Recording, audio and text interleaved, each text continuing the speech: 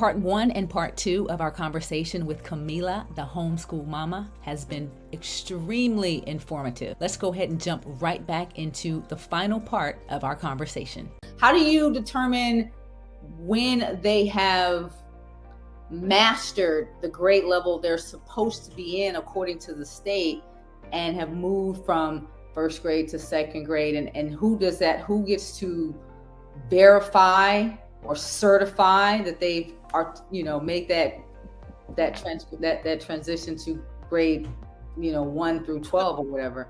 So depending on your state, some states every year you have to get your kid tested, like assessed and stuff like that. Mm-hmm. So you have that. You also you can literally go and get them assessed, right? You can go and get your kid assessed. Mm-hmm. Or you can there are programs like ABC Mouse, or I can't think of it right now I'm like looking at it, but I can't think of it in my head right now. But you can sit your kid down and let them take the test, and then it will tell you, okay, they're on this level for this level for this level for this, or whatever. So it has become extremely easy for you to keep that record, or like feel like you're on pace, right? Mm-hmm. But I always have to remind people, because that right there, that testing on this level, is very much a hindrance for some, because some kids, so for my son, for science, he's probably on 3rd or 4th grade in terms of his understanding, his concepts for science. I'm not going to stop him. I'm not going to not teach him about elements and compounds, because that's what he loves. Right. But that he's not ready to fully read 3rd grade stuff, right? So I'm not going to push him in that area. So I try to remind people, I'm like, this is why you're homeschooling. This is the reason, because your kid might be extremely excelled in this area, but they just need to be able to be on level for the other areas, right?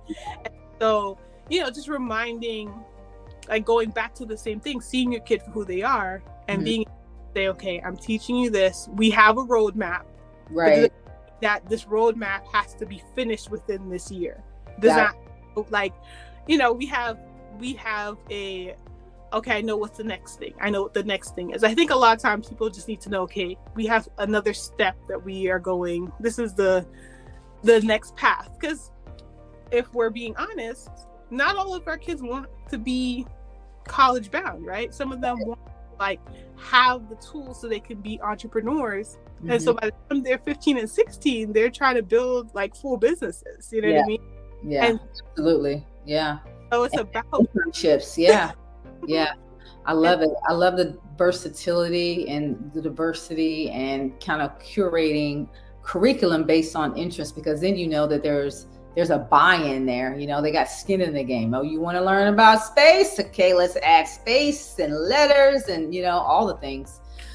So another TikTok question that I stole from your page.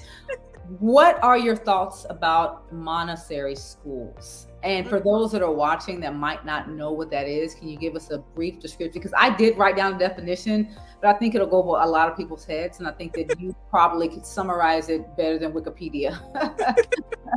So Montessori is a pedagogy, or a style of teaching, right? That Maria Montessori developed, back in the day. Mm-hmm. It's basically around kids using all of their senses and practical day life to learn. Mm-hmm. And I have a very complicated relationship with Montessori, because I think Montessori at its core is good. I think that it's something that every kid, if applied properly, would benefit from, because it's about being able to let the child lead their learning and be able to move forward, right? Mm-hmm. But I feel it's child-led. Yeah, it's very much child-led. Yeah. And so, but the way that Montessori is presented now, it's still child-led, but it's very much capitalistic. You need these certain things you have to buy this $500 thing or $400. That's where the money resides. That's where the money resides, because they got to get paid. And so yes. I'm always very much like, because as a Black person who is in, I would say that I practice Montessori because I do a lot of Montessorial things in our home. Mm-hmm. I am very much like, I'm always like, I always have like a asterisk when I tell people that, because I'm like, listen, Black people do Montessori and don't even know it, because they are inherently inclusive with their children. Come help me do this. Come see how we doing this. Or we're gonna shuck these peas. We're gonna. And back in the day, it was necessary for survival. It wasn't really learning. It was like, I need your help. So it's kind of like they kind of, not, I wouldn't say stole, but they're heavily borrowed, heavily taken. Yeah, heavily borrowed and rebranded. Because there's a lot of learning on the spot that you learn in communities that typically don't have a lot of resources. Yep. So we learn by helping our grandmother or our uncle do stuff. And then doing that, guess what you're learning? You're learning math. You're learning how to read. You're learning how to measure. It's like these outliers. Listen. I always chuckle because I look at how Montessori is presented right now, and I'm always like, I think some people can't even see it, right? Like they can't, because it's presented very much like, I bought this $300 thing and I have all these little tiny kid things, and I'm like, oh, that's cute. And I'm not, again, I think the aesthetic is cute, but your kid can do the same thing with a bowl, a measuring bowl, and a spoon. Yeah.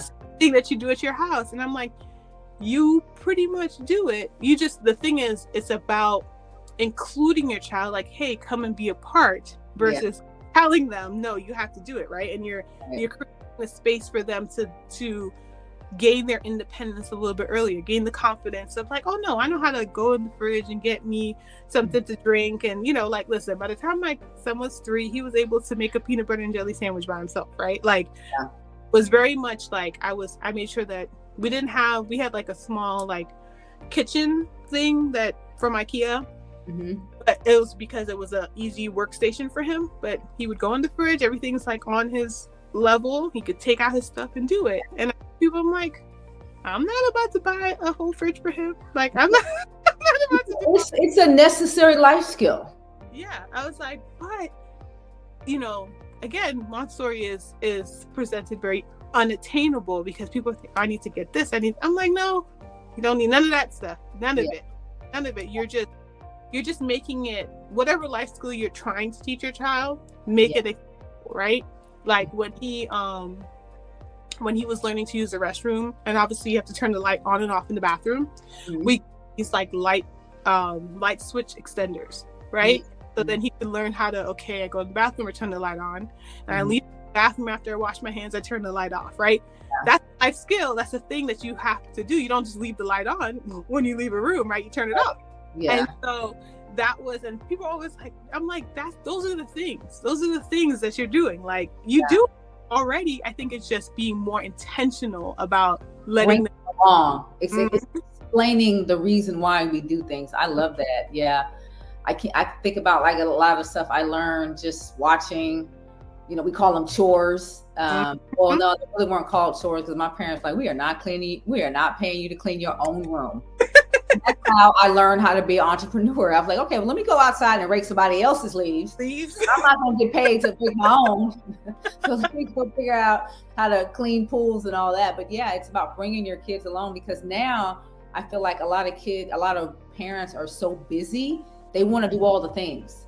And so they're doing everything instead of teaching their kids to do it and allowing their kids to do it in a way that's not perfect, but they're learning how to do it, and it works for their level of development. Listen, Montessori teaches you and reteaches you how much idealized perfection you probably have within yourself. Like how much you have to let go, because when your kid is about to pour themselves juice and you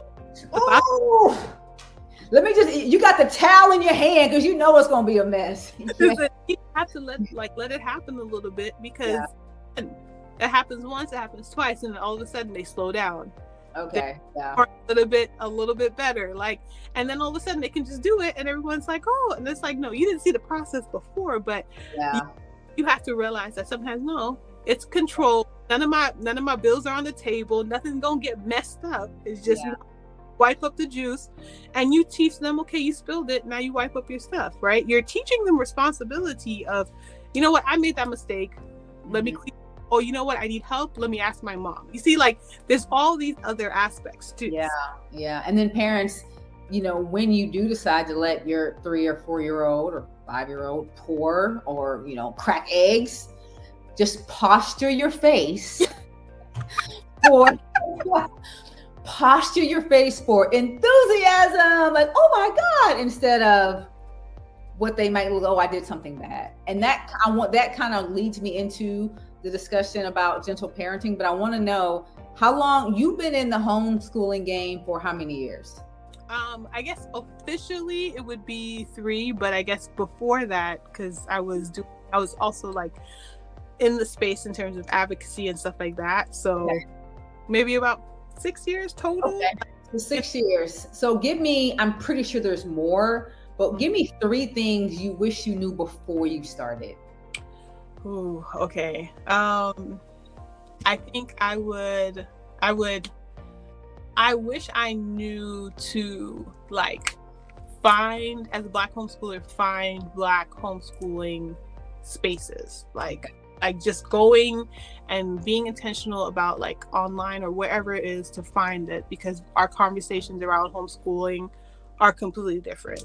Yeah.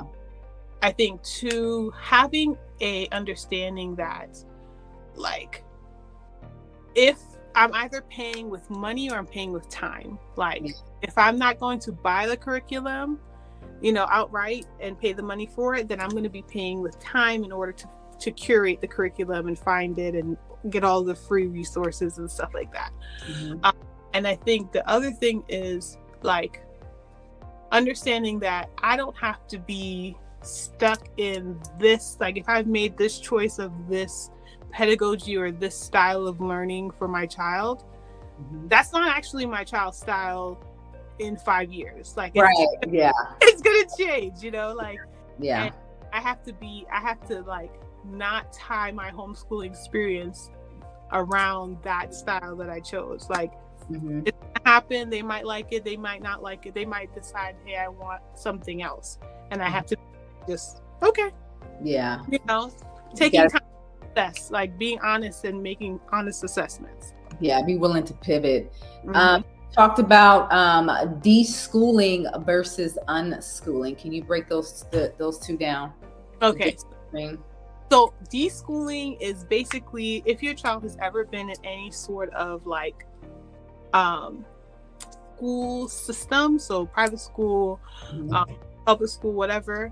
It's basically the process between leaving institutional style of learning and going into homeschooling. So that middle part, it's for the parent and for the student to be able to shed a lot of those misconceptions, those things that you've learned, the idea of what you think I have to do, you know, the uptightness, right? And taking a time to be able to breathe. The rigid structure. And to be able to, like, look at your kid as who they are, and not like, oh, you need to be doing these you know, these things because what school has to look like. It's like, okay, what do you like? What do you fit in? And then being able to transition into homeschooling. So, like, homeschooling the kid in front of you versus what public education tries to do for all kids. You customize your environment, your curriculum based on what your kid needs in that season. And as they go through the different stages of development, what they wanted in, you know, elementary school might be different in middle school or high school or in the spring or the fall. So you have to be, it sounds like what you're saying is you have to be flexible and willing to pivot, you know. Yeah. So I like that. So what does a day as a homeschool mom look like for you? For me, okay, so we are not morning people. Like, I should say, I like to wake up in the morning. My children do not, and that's great. So that they usually get up around maybe 10 o'clock. So I get here depending on how tired or not tired I am, and like get up. I'm able to like read or watch a show or do whatever I want to do just to be me. Yeah. And then I take a shower, get ready, and then by the time they're getting ready to get up, like they'll get up and then we'll do breakfast. And this is usually the days that we're not going on a field trip or something. Gotcha. Get up, have breakfast, you know, like we have like just time together in the morning. Then it's time for, because I do different activities. So then they go and they pick an activity. My son picks some sort of like art thing. We do art, then we do math, and then he like wants a break. So we go take a walk or whatever it is, come back, make something to eat, and then we go back and do some more subjects, whatever activities are, you know, left, or if he wants to do something different. And then by the time that's all done, it's time to making dinner, and then the day is finished. Yeah. And so for us, everything is really integrated, right? Like nothing is. I won't say I'm anti worksheet, but we don't do a whole lot of worksheets unless like he likes to write in those dry erase books. Yeah. So he might do that a few times or whatever, but for him, it's very much hands-on activities. So whatever he's doing is very much hands-on. Whatever, you know, I usually have like an overarching theme, and so, you know, if we're focusing on Venus, and this week we're talking about the clouds of Venus and what they're made out of. So activity on how to make a cloud, and this, you know, making the structure of, you know, a certain acid, or, you know, if we're making carbon or whatever it is, and we're like doing a diagram, and then, you know, building something or whatever it is. So we're always doing something very hands-on for him, because that's just how he takes in his learning. And so that's usually, and I don't have any we do Monday through Thursday is like, I would say, our bulk learning. And so, you know, we get through all the activities, and then obviously we have a field trip. It's 1 or 2 depending, and wherever it is we go, those are other days. So in the public sector, teachers have what is called planning periods, and if you ever want a teacher to pitch a fit, you take a planning period away. As a homeschool parent, you can't really have planning periods when they're young, because it's all eyes, right? You have to be, they have to be visible for you. Not all the time. Like, I'm pretty sure you're gonna read or color or build for 10 minutes. We're gonna come back here. But how do you incorporate breaks and stuff for you during the day? Or do you do that before they get up?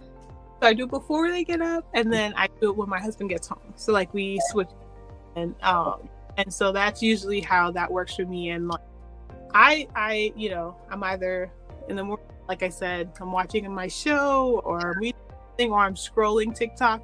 Yeah. Whatever I do that I'm going to do. Gotcha. That's usually, for me, that's the easiest way for me to like just decompress, because I'm not really having to think too much about it.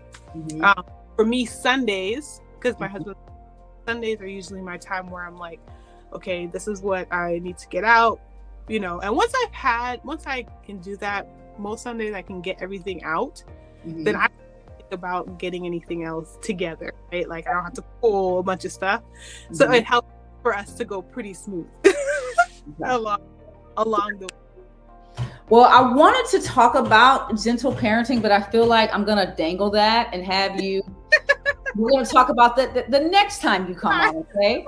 But I did want to talk about some books that I saw that you recommended on your TikTok, and one of the ones that you recommended is actually one of my favorite.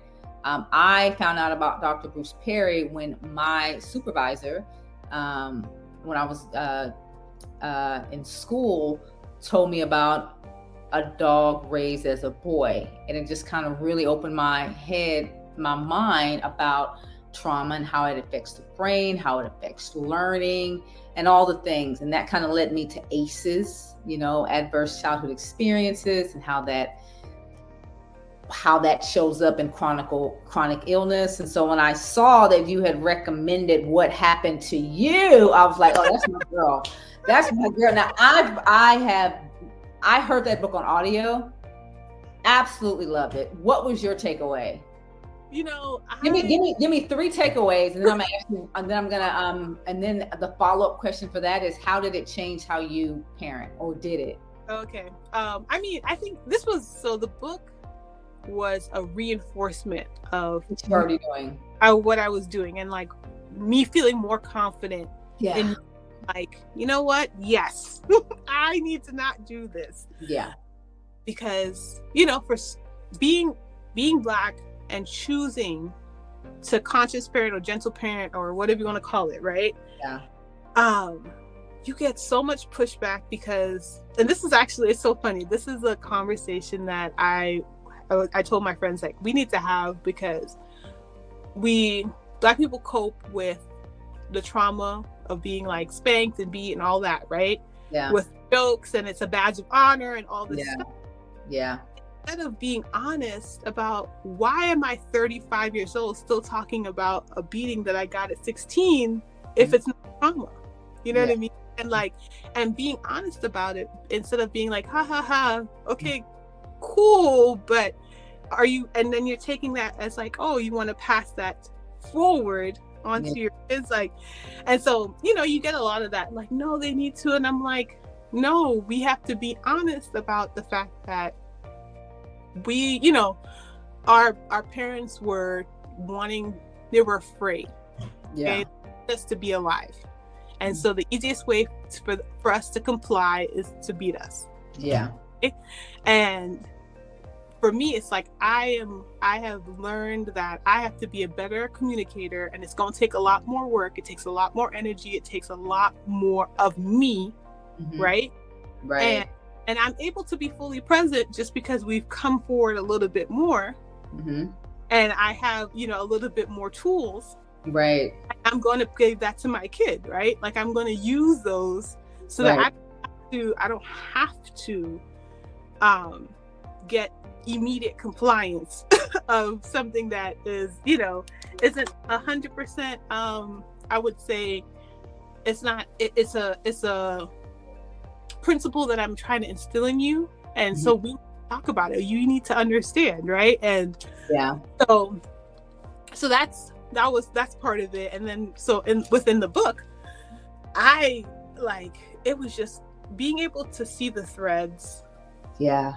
Like, this happened, because I don't want to give it away. They need to read the book, but happened, and because this happened, this is how you function. This is how you relate to the world. Like, yes, and it coincided with another book that I read about. It was about the 10 emotional needs. I'm going to talk about this in my show, but I'm about to break it down and do 5 and 5.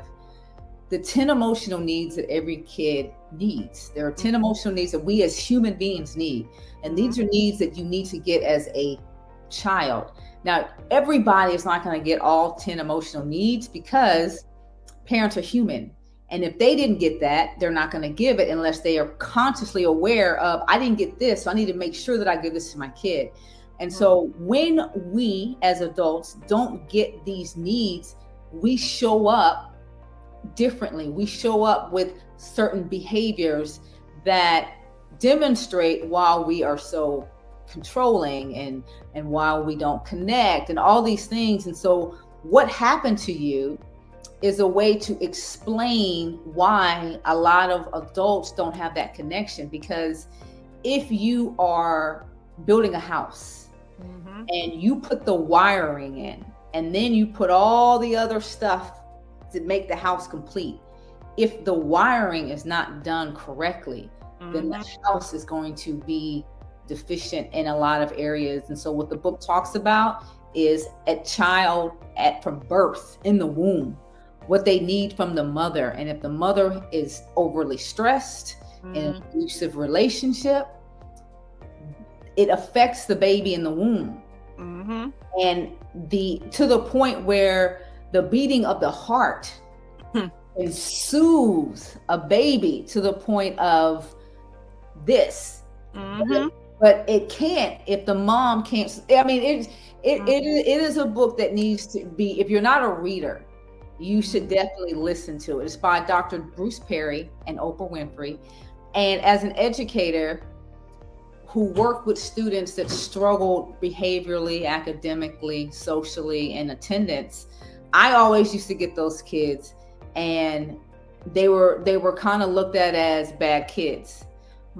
Had I read this book when I was in school, my approach to these students would have been a lot different, because the behavior speaks. Mm-hmm. It speaks. And instead of what did you do, it would have been what happened to you.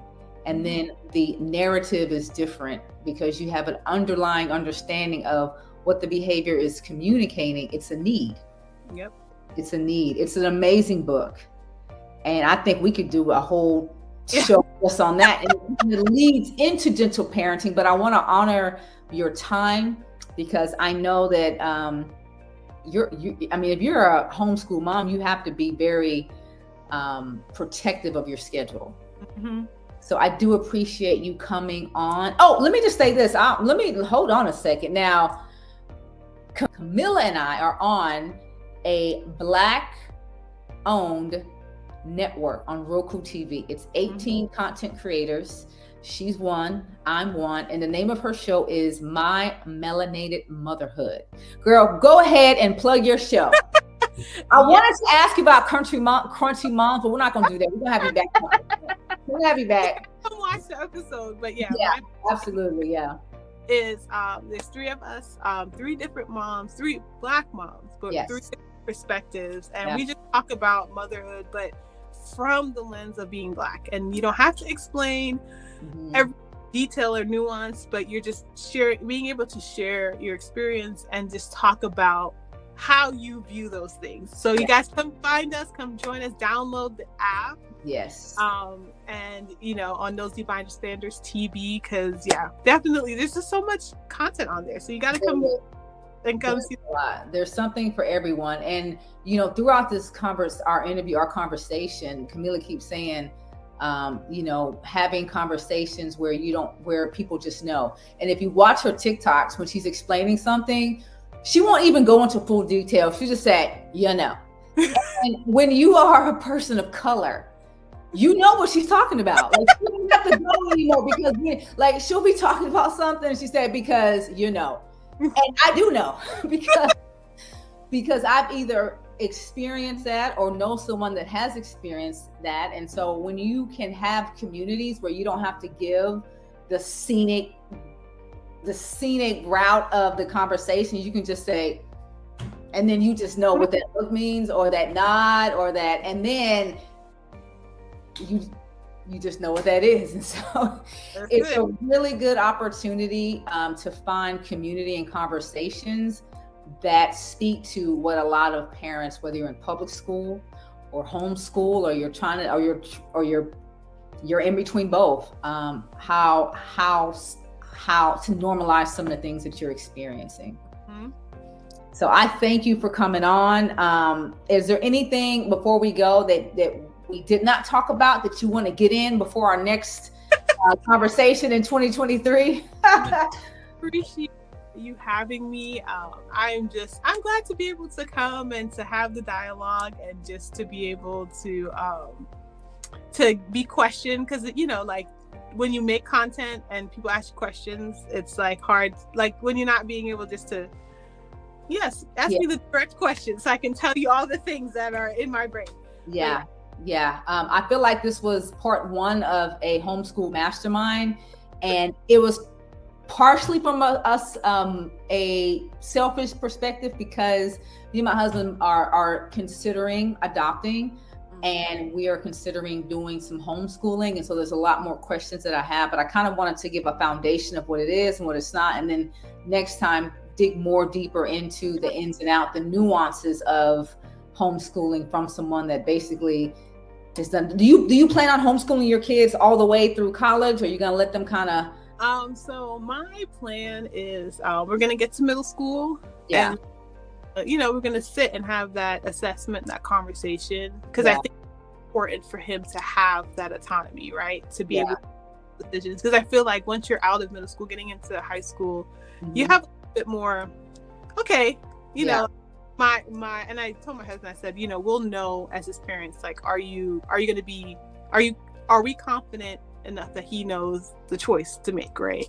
Or not the choice to, well, what to make, but like to be able to handle this choice. And so that's our thing. Like, if it's going to be the end of middle school, or if one more year of high school, whatever it is, and Yeah. but we're going to give him that choice of, like, do you want to go try school? Do you not? What is it that you see your plan? Because if you graduate early from college, you can go travel. You can, or you can go to college and do study abroad for 2 years. And about that. So, like, having him understand, like, the full scope. Yeah. And decide what he wants to do. But yeah, I'm not opposed to, like, sending him to school once he's developed a strong sense of self. Yeah. I think early on, I just am very much guarding my child and his identity, especially as a Black boy. Like, he needs to be fully insulated and loved on, and curated to understand. The majority of my years as an educator was high school. And I always just hear people say, "Oh my God, middle school is just is horrible." But I actually went back down to middle school just to kind of test it out, and it's scary if you have not affirmed your kid and identified their uniqueness and let them know that I'm gifted in this area, I'm different in this area, and they embrace that. Sending them into middle school without that type of understanding of who they are is dangerous, because they're going to go around trying to fit in versus knowing I belong wherever I go. I belong wherever I show up. And middle school can be very challenging if parents haven't done their due diligence to find the uniqueness in their kids, because the middle school culture will eat your kid alive. Listen, all my friends that are middle school teachers, they always say, listen, middle school's for the streets, okay? They out. Let me tell you. Yes. You definitely need to go, like, you definitely need to prepare your kids. Religious parents, you need to give them more than scripture. Strategy. You need to give them some strategy and some tools to navigate some of the meanness that goes on in those schools. So, well, thank you, Kamilah. We will definitely do this again. You have a great evening. Thank you for coming on the show. This has been fun. Thank you so much. I appreciate it. Woo! Kamilah's got me wanting to homeschool, and I don't even have kids. Amazing conversation with Kamilah, the homeschool mama. I hope that you learned as much as I did. Y'all make sure you check out her Instagram, of course her TikTok, her show on Roku TV, Melanated Motherhood, and for sure we're gonna have her back because I just have more questions, and I'm pretty sure you do after listening to our conversation. This is Health and Wellness with Coach A.T. Moore on Roku TV. Thanks for watching.